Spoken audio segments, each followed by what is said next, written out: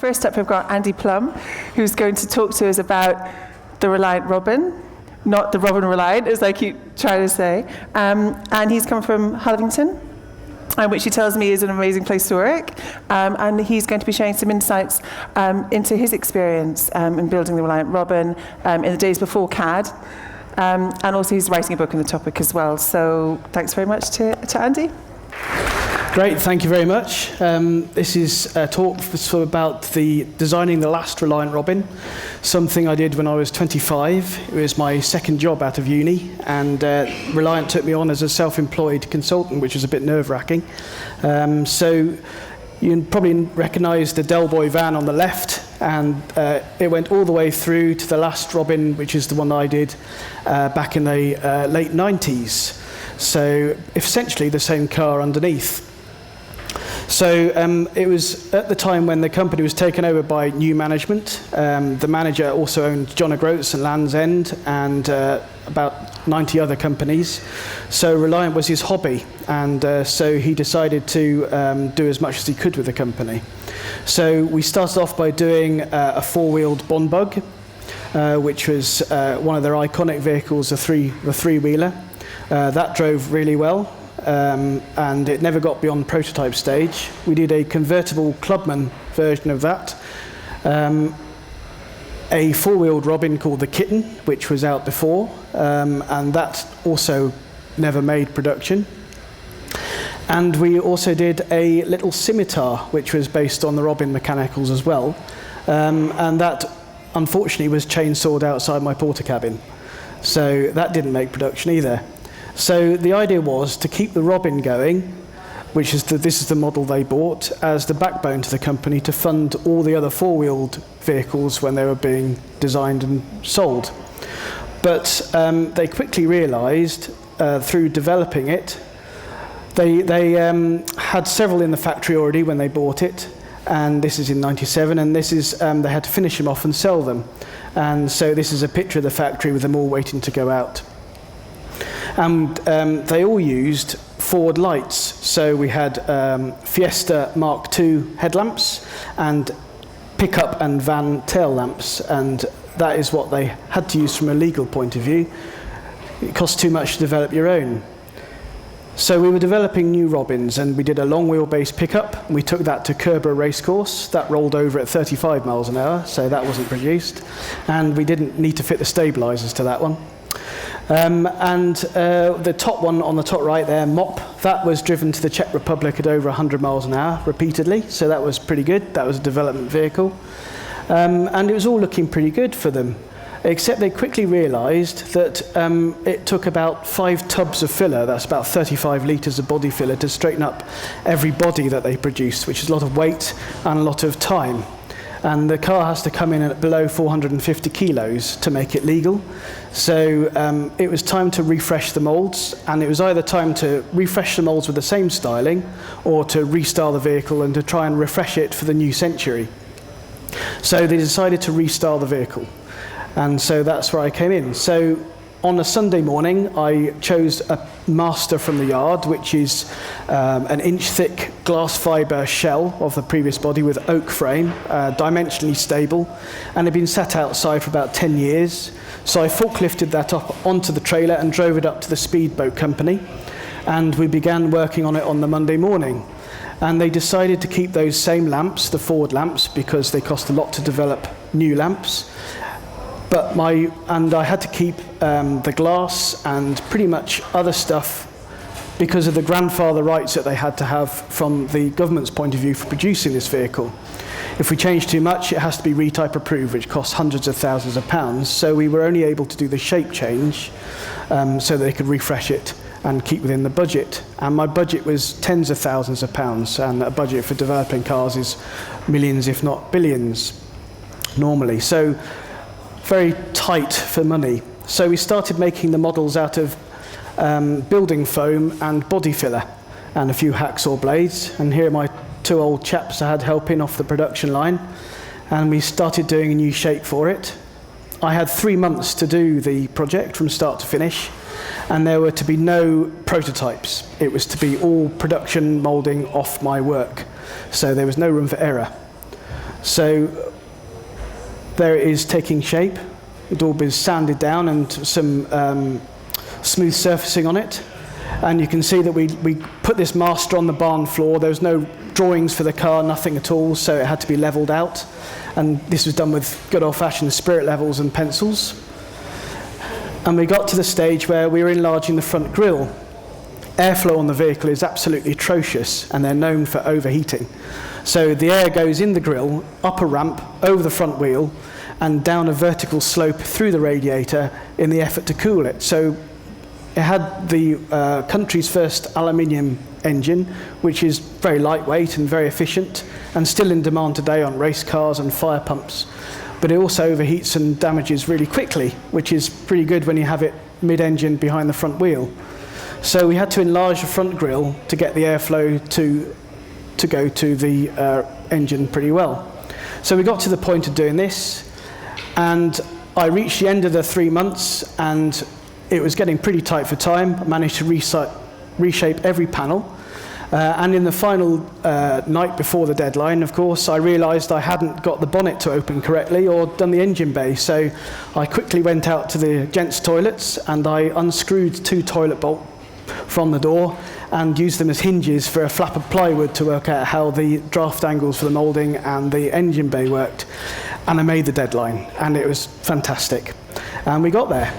And then we had a change of management, and they had a look at it. And quite rightly, after I put all the effort into making sure that the rainfall came off the car, we reduced the suppliers, and we could get all the water to fall away without any need for guttering or exterior stuff. That's what it would have looked like. And you can safely argue that it looks like putting lipstick on a pig.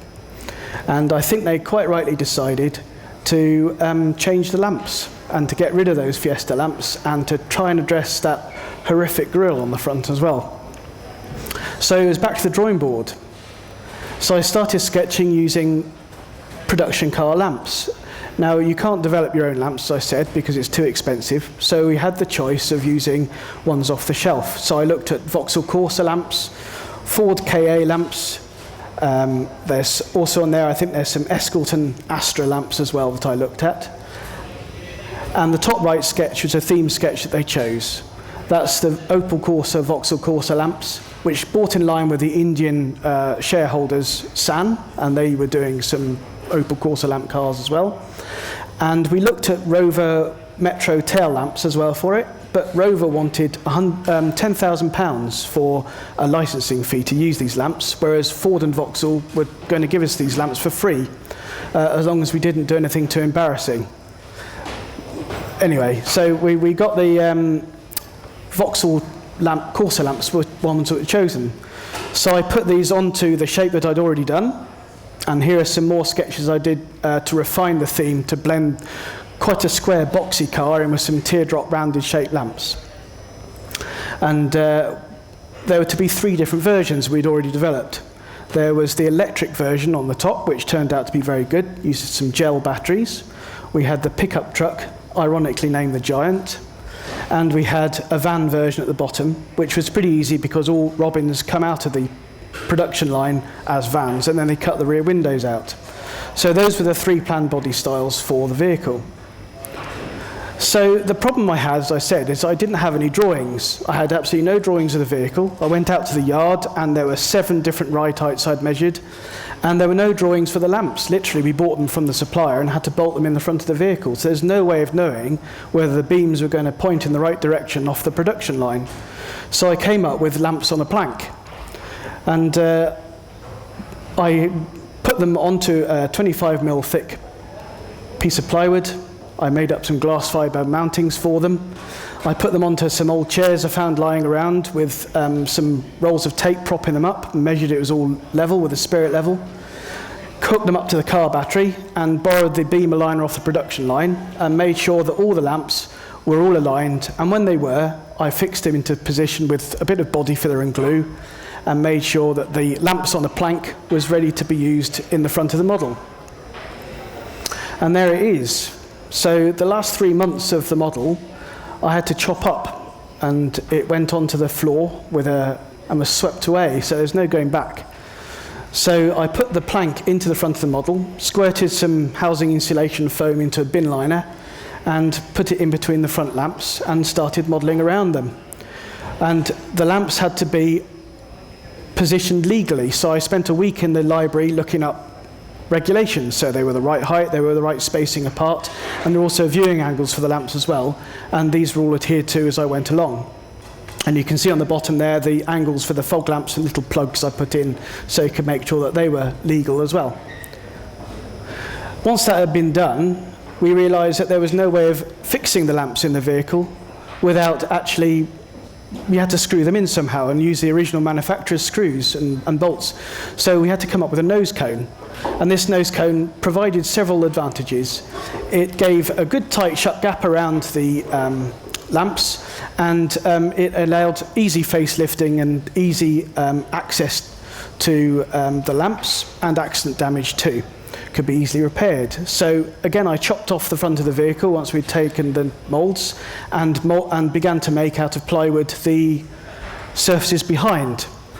So we didn't know how to adjust the headlamps, so in my pocket was a 2p piece, and I drew around that and drilled a hole, and that was the hole you could put your screwdriver through to adjust the lamps. So the nose cone provided us other things too, and it gave us easy differentiation for the front ends of the vehicle. So we could easily sort out the red one on the left there is the electric version, the white is the giant pickup, and the blue is all the other versions that were made. And so we could quite easily and cost effectively produce 3 different models from one change of the nose cone. And if they decided to get rid of the Corsa lamps, because this vehicle was already 20 odd years old, the lamps probably weren't going to be produced for that long. So there's the final production version. There it is. They actually made the moulds off my pattern work, and it was launched in 1999. And it sold at the time for about £9,500 at a time when you could buy a smart car for about £7,000. So I think one magazine did a really good road test called Smart versus Stupid, where wondered why on earth you'd buy one of these things. So people did, and they sold them, and they sold 550 of these. That was the electric version. Unfortunately, it never got produced. That was the pickup truck. Never got produced. And the van version was just a van by doing the tailgate. Those are the 4 body styles. So after 550, the company went bust, and they licensed it out to another company that made 5. So in total there were 555 of these made, and that was it, the last Reliant Robin. Thank you.